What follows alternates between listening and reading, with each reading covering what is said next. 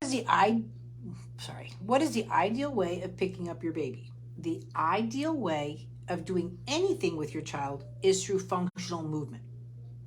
This is why I'm trying to be teaching you development and all of this, but it has to do with functional movement. So when you're picking up your child, let's say this way, and I'm just picking up my child, no child can sit up like this. It's not functional. It will never equate, this movement will not equate into anything, coming up to sitting, nothing. So the brain does not register. If anything, the brain will deviate from a movement when it's being placed in a way that's threatening, right? And threatening to you and I is different than threatening to them. Remember, they're just learning vestibular within their system through functional movement. They're learning balance in their system through functional movement. They're learning vision through functional movement. I can go into everything, but your answer is always going to be functional movement. Now, functional movement is weight transfer, transitional movements, and rotational responses. So, again, no child is going to come up to sitting through the center, and they're not going to come up sitting without their eyes. You can all lay down on the floor like this right now and just put your eyes backwards. Don't let them come forward. And you try to sit up like this. You do not have enough strength to do that. It is physically impossible. So again, whenever you question movement, do it yourself. But ideally, you want eye contact. So you come around and you're just like, hi, baby, how there you are. Even here, just this nice little scoop. Now, if they suddenly look at you and then look away or they lose contact, you stop.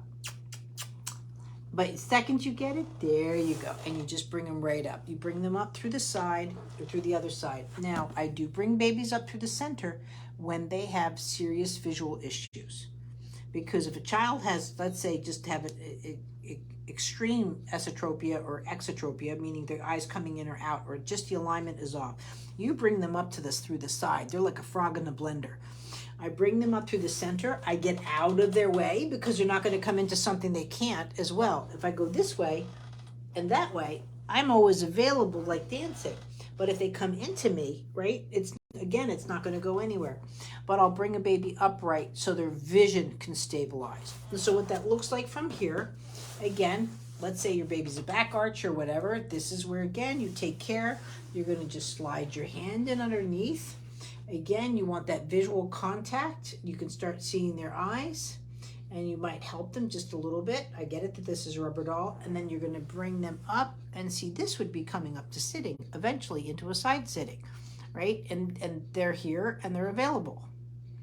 So it's a functional movement. Again, when your baby is upside down, let's say they're in tummy time and you go to pick them up, right? First of all, I wouldn't say never. There are exceptions to every rule, but it's very rare. Like I was just working with the little munchkin where the proportions are not going down to the hips. They're going to about here. So crawling is going to be just different. So I was bringing her up here just to have her visual skills changed. But when you're bringing up there, you're not going to bring up your baby like this. This is not how I get up out of a tummy time position. Now, even if they're a 1 month-old baby, you just come lightly underneath the neck. And again, you can weight transfer to their knees. You can go for pubic bone strike and they're in your arms. And then again, they can go right back. Do you see how they can transition in and out of the position? This is what I'm after, is just good transitional skills. Again, any developmental milestone, guess what? They can keep their eye on the prize. If I go to do this and see the vision is off the prize, this is not a functional movement.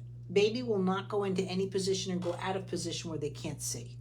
This is where people don't understand rolling over. And again, rolling over, if I'm on the back and I'm looking to lift up my baby, again, I'm going to go where the eyes can stay on the prize and then come back again, right?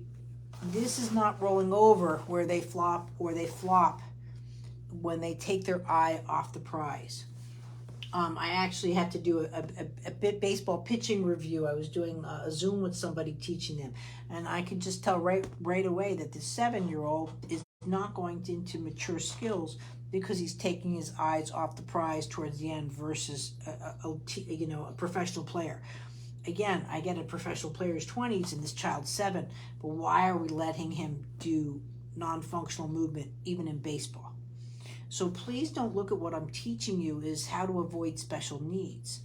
we're trying to get you to think more of how to get optimal development. So whenever you want to work with your child, I don't care if they're standing up.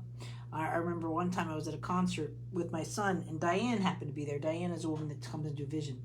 And Graham didn't want to be there, but this was some of the stuff I was starting to expose him to, even though he didn't want to. I didn't want him to fall into that routine of, giving into him. And I just lightly transitioned him into my lap like this, and he just sat down. Like, he didn't know what hit him because I wasn't grabbing his arm. I wasn't trying to do this. And I'll tell you this too, this is why I don't like when they test. You go to do, this is not a functional movement. No baby's going to get up like a zombie. So no professional should be testing a baby like this to see for, quote, head control. You know what I mean? Like, it's just not the way it works.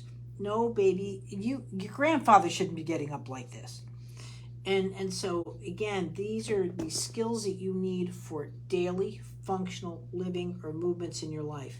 And that's what I'm after when you're picking up a child. Because when I pick up a child like that, they would get up, then it hits their brain. That's a functional movement, so I can start working on these skills. If I do this and pick them up, I get it. Sometimes you're in a hurry and you're just going to grab your child. I don't have a problem with that. But if you think every time that you're picking up your child like this, again, can they do this? So it's not processing into their nervous system.